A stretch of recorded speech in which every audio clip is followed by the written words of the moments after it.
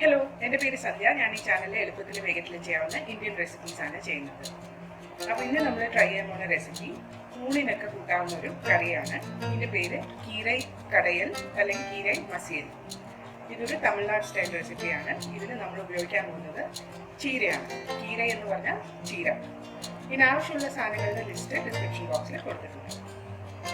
വീഡിയോയിലേക്ക് കിടക്കുന്നതിന് മുമ്പ് എൻ്റെ ചാനൽ ഇതുവരെ സബ്സ്ക്രൈബ് ചെയ്തിട്ടില്ലെങ്കിൽ ദയവായി സബ്സ്ക്രൈബ് ബട്ടണും അതിൻ്റെ അടുത്തുള്ള ബെല്ലും ക്ലിക്ക് ചെയ്യാൻ മറക്കരുത്.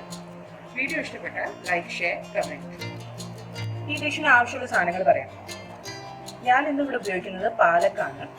നാടൻ ചീര ചുവന്നതോ പച്ചയോ കിട്ടുകയാണെങ്കിൽ അത് ഉപയോഗിക്കുകയായിരിക്കും ബെസ്റ്റ്. അപ്പോൾ ഞാനത് ഒന്ന് വെറുതെ അരിഞ്ഞു വെച്ചിട്ടുണ്ട്. അതേപോലെ തന്നെ ഒരു തക്കാളി ഒന്ന് റഫായിട്ട് അരിഞ്ഞു വെച്ചിട്ടുണ്ട്. കുറച്ച് ചെറിയുള്ളി, കുറച്ച് വെളുത്തുള്ളി, കുറച്ച് പച്ചമുളക്, ഇതൊക്കെ ഒന്ന് ചെറുതായി കട്ട് ചെയ്തിട്ടുണ്ട്. പിന്നെ വേണ്ടത് തോരപ്പരിപ്പ്. അത് ഞാൻ കഴുകി വൃത്തിയാക്കിയിട്ട് വെള്ളത്തിൽ കുറച്ച് നേരം കുതിർത്തി വെച്ചിട്ടുണ്ട്. ഇനി നമുക്ക് ഈ ഡിഷ് ഉണ്ടാക്കി തുടങ്ങാം.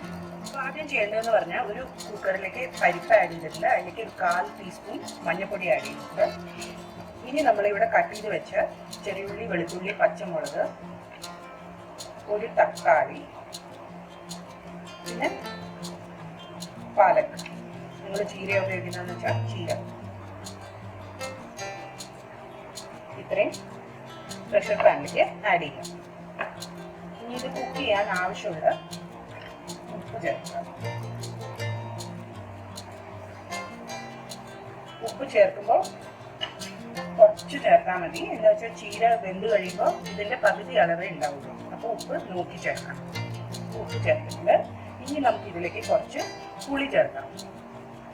ഒരു ചെറിയ കഷ്ണം പുളി, ഇത്ര പുളി മതി, ഇതിലേക്ക് ആഡ് ചെയ്യാം.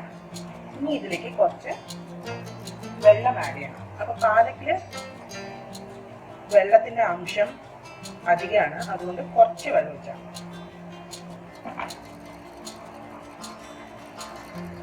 ഇനി കുക്കർ അടച്ചിട്ട് നമുക്ക് കുക്ക് ചെയ്യാൻ വയ്ക്കാം. അപ്പോൾ കുക്കറ് ഞാൻ ഹൈ ഫ്ലെയിമിൽ സ്റ്റോവിൽ വെച്ചിട്ടുണ്ട്. ഇനി ഇത് 3 വിസിൽ ആവുന്നവരെ കുക്കാവും. 3 വിസിൽ അടിച്ചതിന് ശേഷം ഗ്യാസ് ഓഫ് ചെയ്തിട്ട് പ്രഷർ മുഴുവൻ പോയതിന് ശേഷം ഞാൻ കുക്കർ ഓപ്പൺ ചെയ്തിട്ടുണ്ട്.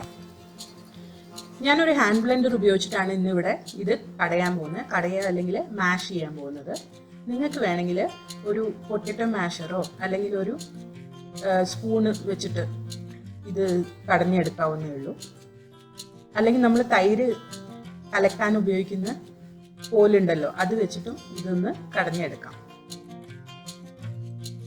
അപ്പോൾ ബ്ലെൻഡർ ഉപയോഗിച്ച് നന്നായിട്ട് ചീരയും പരിപ്പും ഒക്കെ മിക്സ് ചെയ്തെടുത്തിട്ടുണ്ട്. ഇപ്പോൾ കണ്ടില്ലേ, നല്ല പച്ച കളറിൽ പരിപ്പൊന്നും കാണാണ്ട് നന്നായി മിക്സ് ആയിട്ട് വന്നിട്ടുണ്ട്. ഇനി നമുക്ക് അടുത്ത സ്റ്റെപ്പിലേക്ക് പോകാം. അടുത്ത സ്റ്റെപ്പ് എന്ന് പറയുന്നത് ഒരു പാനിൽ കുറച്ച് നെയ്യ് ചൂടാക്കിയിട്ട് അതിലേക്ക് കടുകും ജീരകവും ചേർക്കാം. കടുകും ജീരകവും ഒന്ന് നന്നായിട്ട് പൊട്ടട്ടെ. അത് പൊട്ടിക്കഴിയുമ്പോൾ തീ കുറച്ചിട്ട് ഒരു മുളക് ആഡ് ചെയ്യാം. അതിൻ്റെ ഒപ്പം തന്നെ കുറച്ച് കായപ്പൊടി ചേർക്കാം. ഇനി ഗ്യാസ് ഓഫ് ചെയ്യാം.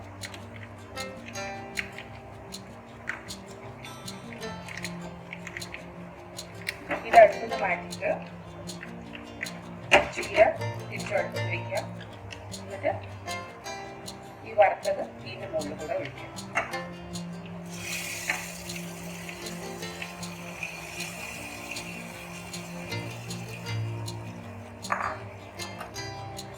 കറി റെഡിയാണ്. അപ്പോൾ കീര കടയിൽ റെഡി ആയിട്ടുണ്ട്. ഇത് സൂപ്പർ ഈസിയാണ്. പ്രഷർ കുക്കറിൽ നമുക്ക് പെട്ടെന്ന് തന്നെ ഉണ്ടാക്കിയെടുക്കാവുന്നതാണ്. അപ്പോൾ ഇത് നമുക്ക് വേണമെങ്കിൽ മെഴുക്കുവരട്ടിയിലൂടെ, പപ്പടത്തിലൂടെ, ചോറിലൂടെയൊക്കെ സെർവ് ചെയ്യാം.